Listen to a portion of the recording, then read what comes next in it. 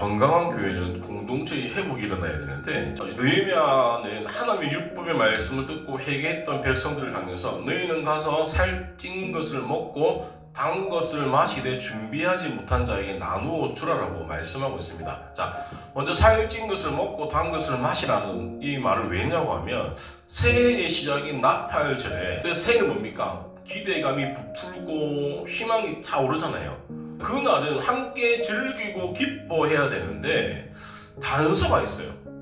어떤 단서냐? 준비하지 못한 자가 있으면 너희들이 나누어 주라라고 성경은 기록하고 있습니다. 자, 이 말은 가난한 이웃이 있으면 그들과 함께 음식을 나누어 먹으라는 이 말이죠. 자, 왜 그렇게 해야 되냐? 자, 이미 신명기 말씀에 기록이 되어져 있습니다. 이스라엘 종교적인 축제에는 단 한 명도 소외가 되어지지 않을 것들을 말씀하고 있습니다. 자, 그 당시 레위인, 객, 고와 가부, 자, 어떤 삶일까요? 자, 이렇게 함으로 뭐가 느껴지냐? 이스라엘 민족이 하나가 되어지고 공동체 의식을 가질 수 있다라는 거예요. 우리가 공동체성을 회복하기 위해서는 나누는 겁니다. 자신의 것을 나누는 거. 자, 우리가 언제 자기 것을 나눌 수 있을까요? 내가 누군가를 사랑하거나 호감이 갔을 때입니다. 왜냐하면 내 주머니에서 돈이 나가야 되는데 내가 불편한 사람한테 돈을 쓰는 사람은 아마 잘 없을 거예요. 자, 우리가 같은 교회 공동체 안에 있지만 그럼에도 불구하고 마음이 가는 사람이 있고, 사실 마음이 좀 덜 가는 사람도 있어요. 그럼에도 불구하고 공동체의 회복을 위해서 뭐다? 나누는 공동체가 되어질 때 공동체가 더 많은 추억들이 생긴다는 거예요. 공동체는 먼저 솔선수범해서 필요를 채우는 게 너무너무 필요합니다. 참, 우리 성도님들이 교회의 필요를 너무너무 잘 채워주시는 것 같아요. 아니, 교회에서 뭐 휴지가 없다. 그럼 어느 순간 휴지가 택배로 와 있고, 물티슈가 없으면 물티슈가 와 있고, 주방에 뭐가 없으면 알아서 다 하시는 거예요. 그래서 스스로가 뭡니까? 헌물하시는 거예요. 자, 이게 어떻게 보면 부담이 되어줄 수도 있습니다. 근데 왜 스스로 교회의 필요를 채울까요? 교회의 주인은 제가 늘 얘기하잖아요. 성도라는 거예요. 일단 제일 첫 번째 주인은 하나님이 교회의 주인이시고, 그리고 제가 얘기한 14가지 저는 대표자입니다. 그냥 행정적으로 은행공부하기 위한. 저는 은퇴하고 나서 저는 떠납니다. 새로운 목사님이 와가지고 교회를 계속 이끌어가는 거예요. 그러니까 목사는 교회의 주인이 되어질 수 있다 없다? 없다. 성도는 은퇴가 없어요. 직분에 대한 은퇴는 있지만 성도들은 끝까지 남아서 교회를 지켜나가는 거예요. 그래서 교회의 주는 누굽니까? 성도라는 거예요. 자, 결국에는 공동체를 회복하기 위해서는 자신의 것을 나눈다. 어떻게 해요?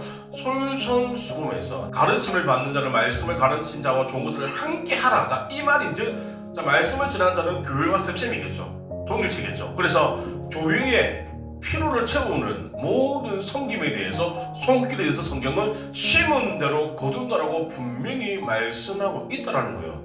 열방교회가 나의 교회이기 때문에 내가 교회를 위해서 헌신하고 심는 것들이 뭐다? 하나님이 다 보신다는 거예요. 자, 성경은 분명히 사람이 무엇이든지 심든지 그대로 거둔다라고 얘기를 합니다.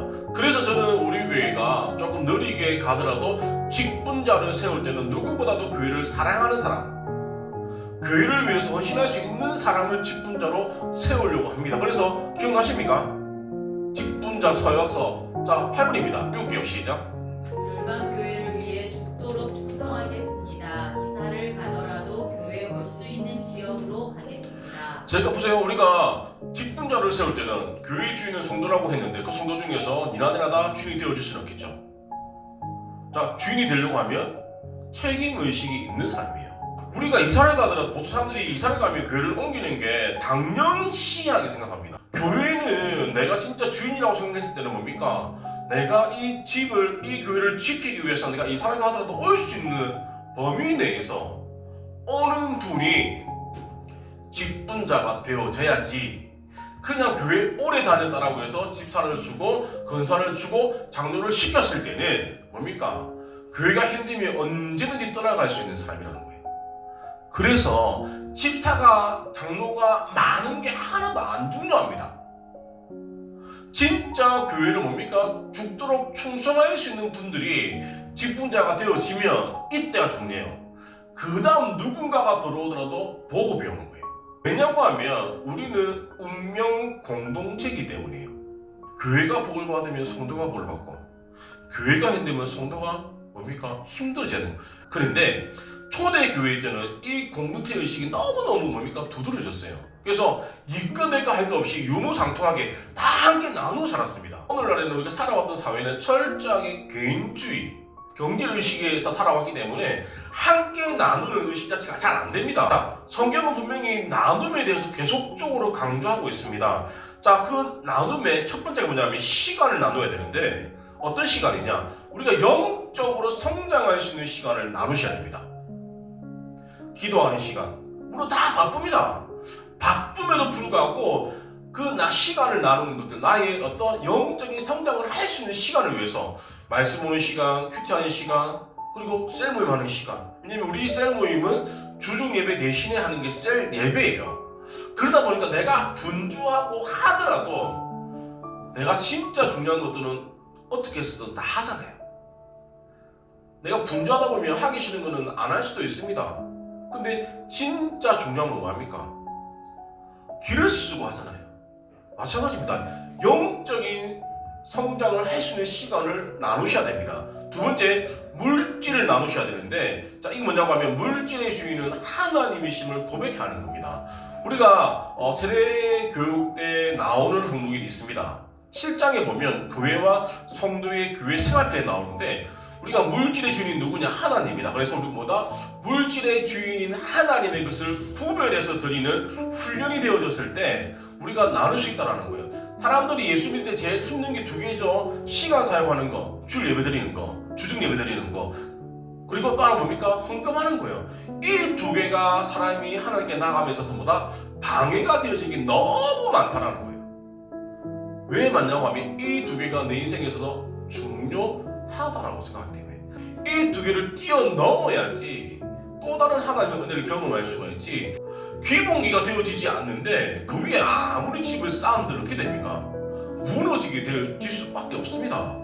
왜 코로나 때 교회가 많이 없어지고 성도들이 많이 나가 떨어졌냐고 하면 기초공사가 안 돼 있는데 다들 직분 갖고 교회에서 열심히 하니까 집사 권사를 불러놓으니까 어려움이 생기니까 뭡니까? 다 넘어지잖아요. 그래서 아직도 가난한 성도가 많다라고 하잖아요. 가난한 성도는 구원받은 사람이 아니에요. 그분들 기분 상하지 않게끔 붙이는 게 가난한 성도예요. 하나님의 성도는 예배드리고 신앙생활 하는 게 성도인데, 예배생활을 하지 않는, 신앙생활을 하지 않는 사람이 어떻게 성도가 되어집니까? 내가 천국에 가려면 예수 그리스도를 믿어야 되는데 믿지도 않는데 천국에 가려면 줄 수 있는 겁니다. 백날씨에서 보세요. 절대로 못 갑니다. 천국은 길이 협착하고 좁은 문이라고 했어요. 우리가 생각하는 천국길은 막만 큰 아스팔트 한 16차선 되는 이 안에 다 갈 수 있는 천국이라고 착각하는 겁니다. 왜 그렇게 가르쳤거든요. 왜냐고 이렇게 얘기하면 성도들이 마음이 무겁거든, 불편하거든. 그러니까 목사님들이 그냥 예수만 믿으면, 우리가 예수를 믿다 보면, 믿음이 생기다 보면 조금씩 이렇게 하다 보니까 뭡니까? 세워라 내워라 세워라 내워라, 그러면서 시간만 지난 거예요. 그게 오늘날의 현실입니다. 내가 진짜 예수 그리스도가 내 인생의 주인이시라고 고백한다고 하면 믿고 맡기셔야죠. 믿고 맡기지도 못하는데 주인이라고 말하는 데는 뭡니까? 어폐가 있는 거잖아요. 그래서 우리 성도들은 진짜 우리 몸이 뭡니까? 한 지체라고 있다고 하면 그 운명 공동체를 받아들이셔야 되는 거예요. 그리고 운명 공동체답게 함께 손발을 맞춰서 걸어가야 되는 겁니다. 우리가 그런 성경의 마인드를 가지고 살아야 되는 거예요. 네 거 내 거가 아니라 우리 거라는 겁니다. 하나님 나라라는 것들. 자 보세요. 우리 몸에 움직이는 가장 중요한 게 뭡니까? 머리죠. 머리가 손발을 다 흔들리게 하잖아요. 그러니까 예수 그리스도가 우리의 주인이시기 때문에 머리에 따라서 뭡니까? 우리가 핸들링이 되어져야 되는 거예요. 그게 뭐다? 가족이라는 것들 믿으시기 바랍니다. 이 말이 뭐냐고 하면 한 청년이 예수님 앞에 나와가지고 자기는 어릴 때부터 율법에 대해서 정통으로 배우고 율법을 다 지켰다는 거예요. 그러면서 예수님한테 와가지고 예수님 어떻게 하면 영생을 얻을 수 있습니까? 물어봅니다. 그래서 예수님이 하시는 말씀이 이거예요. 예수께서 이 말을 들으시고 이르시되 내가 아직도 한 가지 부족한 것이 있다라는 거예요. 이게 뭐냐? 내게 있는 것을 다 팔아 가난한 자들에게 나눠주라. 그리하면 하늘에서 내게 보화가 있으리라. 그리고 와서 나를 따르라고 했어요. 자, 이 청년은 내가 율법에 나와 있는 것들을 너무 종교 생활을 잘했다라는 거예요. 성경에 기록되어진 것들을 다 지켰다는 거예요. 그래서 나는 당연히 칭찬을 들을 줄 알고 예수님 앞에 가가지고 예수님 나 좀 칭찬해 주세요라고 생각하고 갔는데 웬걸 한 개가 부족하다는 거예요. 그 한 개가 뭡니까? 재물이라는 거예요. 그런데 이 사람이 이 얘기를 듣고 어떻게 했을까요? 큰 부자이기 때문에 뭡니까? 그 얘기를 듣고 시험에 들어서 예수님을 따랐을까요? 떠나갔다라는 거예요. 저는 우리 성령님들이 그게 뭐 시간이 되어졌건 물질이 되어졌건 달란트가 되어졌건 다 다를 거예요, 분명히. 그런데 시험 들어서 우리가 주를 따라가는 그것들을 포기하지 않았으면 좋겠습니다. 성령님 말씀하시는 대로 우리가 믿고 반응하시면 돼요. 진짜 믿음 있는 사람은 교회에서 뭘 한다 하더라도 다 하는 사람이에요. 시키는 대로 해! 이게 아니라 내가 믿어지니까 그게 뭐 합리적이고 합리적이지 않든 간에 내가 믿어지니까 하는 겁니다. 그게 믿음이라는 거예요. 자, 마지막 말씀드리고 싶은 거는 우리가 한 명도 실족해서 그 영생의 길을 포기하지 않는 우리 열방 가족들 다 되어지기를 축원드립니다.